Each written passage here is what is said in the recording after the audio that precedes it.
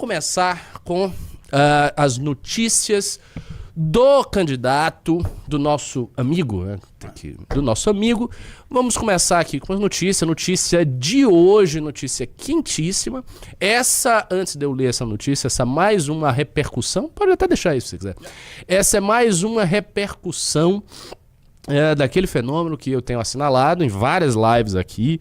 Já fiz live com o Renatão falando a mesma coisa, já fiz live solo falando isso. O jornalismo brasileiro está cada vez mais interessado no nosso discurso, interessado nas nossas ideias, interessado no candidato Renan Santos. Esse é um fato dado. O volume das matérias, reportagens que estão saindo do que a gente está fazendo só cresce. Assim, é impressionante isso, porque no início da pré-campanha eu medi, né? Não medi estatisticamente, mas eu fiz uma averiguação informal. No início da pré-campanha eu olhava lá e botava Renan Santos, e aí não vinha notícias antigas e tal. As primeiras semanas da pré-campanha, de vez em quando tinha alguma notícia.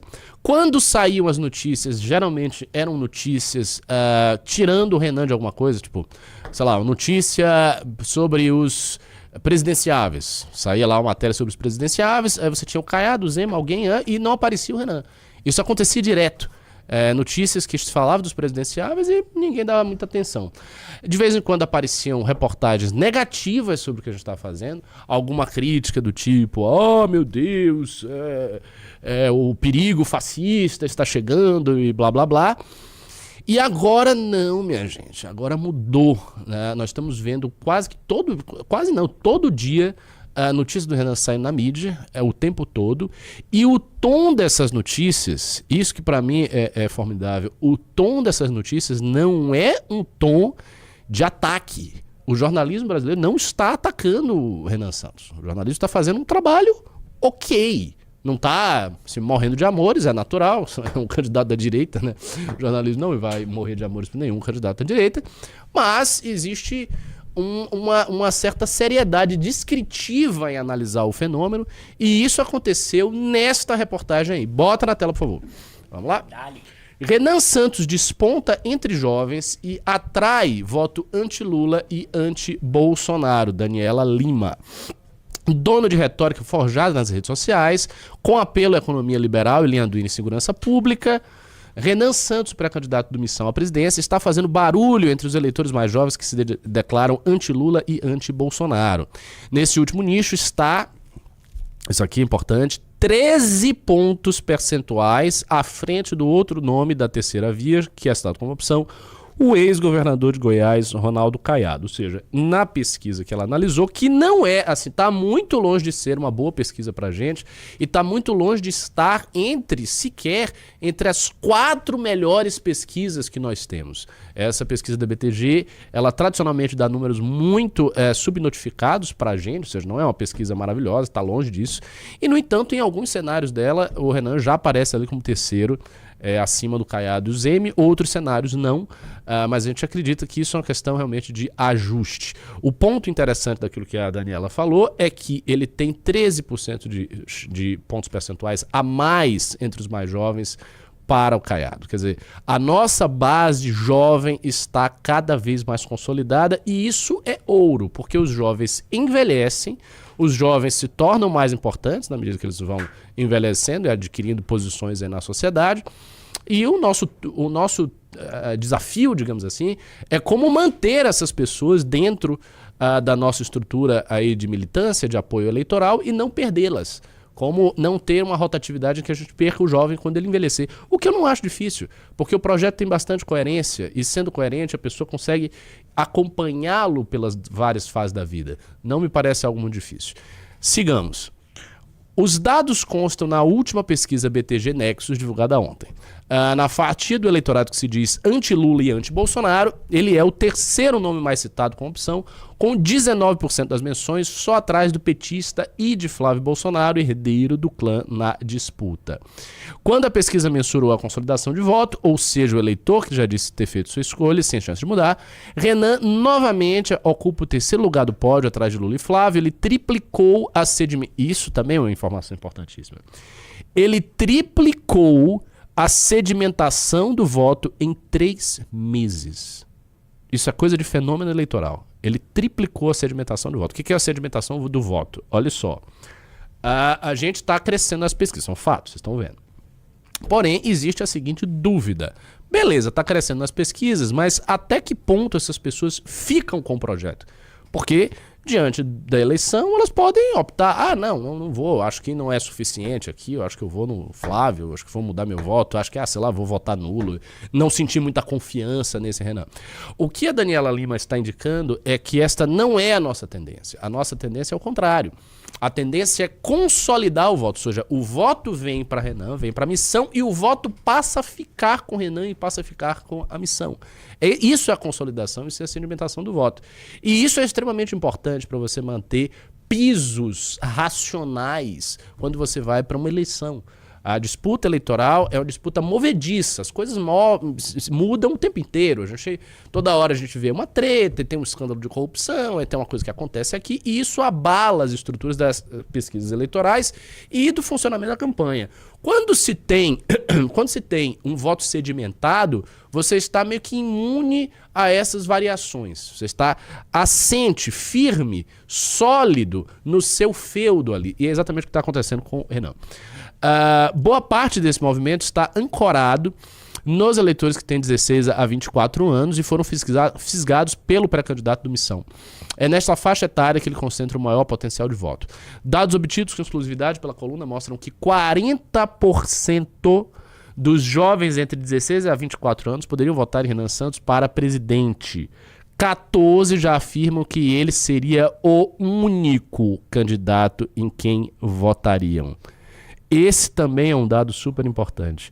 14% dos jovens disseram que Renan, não é que eles votam no Renan, é que eles só votam nesse candidato.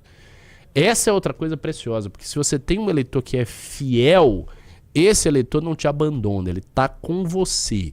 Então esse não é um eleitor de direita genérico, não é um eleitor que vai votar no Flávio se o Renan não estiver, não, é o eleitor que está conosco, que está ali posicionado. Isso também é um tesouro. Pode voltar? É nesse grupo também que ele amealha a menor rejeição, 19%.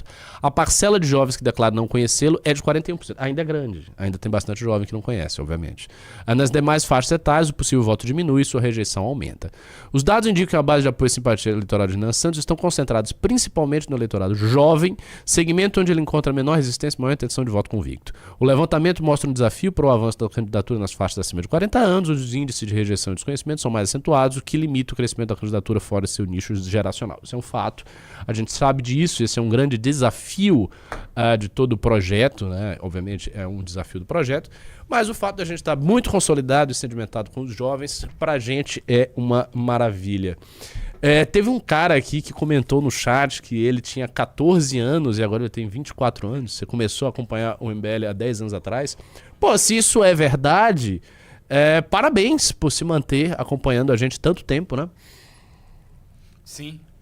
Professor... Eu conheço algumas pessoas, exatamente, que eu vi quando tinha 15, 16 anos e que hoje continuam acompanhando o MBL. Teve até um rapaz que chegou aqui, um cara notável, super inteligente, não vou dizer o nome, eu acho que ele não quer ser nomeado, mas ele disse que conversou comigo quando ele tinha 15 anos, no outro escritório, e aí que eu fiquei falando, como eu sempre falo, né? Eu fiquei empurrando trabalho pra ele, eu sempre faço isso. Nunca, se você me encontrar, se você for militante, você vai sair com 3 tarefas aí a mais do que você já tá acostumado, porque vai chegar e dizer, sei lá, mas o núcleo tem um problema na minha cidade, eu vou dizer, tem um problema na sua cidade, e por que você não faz isso, e não faz isso, e não faz isso, não faz isso, e aí eu fiz isto com esse rapaz e disse, olha, toca aí o MBL estudantil, vá por esse caminho aqui, empurrando trabalho pra ele. E ele tá aí, acompanha até hoje. Essa fidelidade é uma coisa muito legal de ver, né? A galera que fica ali, que acompanha mesmo, que não sai do barco, sabe? Se nós tivéssemos porta-vozes com a mesma fidelidade que alguns militantes que nós temos, nós estaríamos no céu. É uma pena que muitos porta-vozes não tenham a fidelidade que a militância tem. Por isso que às vezes eu olho assim a figura do porta-voz e eu olho com alguma desconfiança. Eu acho legal, particularmente, para mim, isso é opinião pessoal minha, não é uma opinião institucional. Eu acho legal quando os porta-vozes emergem da instituição e quando são militantes há mais tempo. Quanto mais tempo tem de militância, mais eu gosto. Por exemplo, você está aqui, você está no programa, já tô com você. Tem uma menina, a gente não pode falar de... Enfim, pode fazer propaganda, mas é um ótimo quadro do MBL, depois vocês procuram aí. A Nicole Santos, né? Santos. A Nicole Santos, que eu conheço, assim, há muitos anos. Há muitos e muitos anos que ela milita no MBL, assim, de forma muito séria. Ela está em tudo, ia para todos os MBL Days e fez academia e tal. E ela queria se candidatar há anos e anos e anos atrás, quando não havia nenhuma menor condição disso. E agora ela está seguindo o rumo dela. É uma pessoa que eu recomendo que vocês procurem aí. Então, esse tipo de perfil de gente que está na instituição há muito tempo, que milita, que já fez muita coisa gratuita, sabe? Já colocou o seu sangue, o seu suor em campanhas e tudo mais. Isso é um perfil que eu considero assim, muito precioso porque isto me dá o sinal de que aquela pessoa realmente confia e ama o projeto. Obviamente você pode chegar depois e pode chegar já como candidato e amar o projeto e fazer um trabalho espetacular. Eu acho que o exemplo disso é o Rafa Luz. O Rafa Luz que está brilhando lá no Rio de Janeiro. É uma figura que obviamente chegou depois, já chegou quando as coisas estavam montadas. Mas ainda assim eu acho que esse primeiro tipo de militante, o cara que tem estrada, ele tem algo precioso. A gente precisa ter mais pessoas assim, sinceramente. Se você tem vontade de montar um canal de cortes para ajudar a divulgar as ideias do MBL e da missão, eu tenho um treinamento 100% focado mostrando como você pode sair do zero sem saber nada de edição, thumbnail, até você monetizar um canal de cortes e além de estar ajudando no projeto, também ser remunerado por isso. No mês de maio, por exemplo, o canal Inevitável Cortes faturou mais de 30 mil reais apenas de AdSense. O Felino Missionário e o Missão Avança, ambos fizeram mais de 1 milhão de visualizações e faturaram acima dos 14 mil reais. E se isso te interessou de alguma maneira, é só clicar no primeiro link da descrição desse vídeo ou então ler o QR Code que está aparecendo aqui no meio da sua tela agora, onde eu vou te explicar de maneira mais detalhada como você pode começar o seu próprio canal de cortes.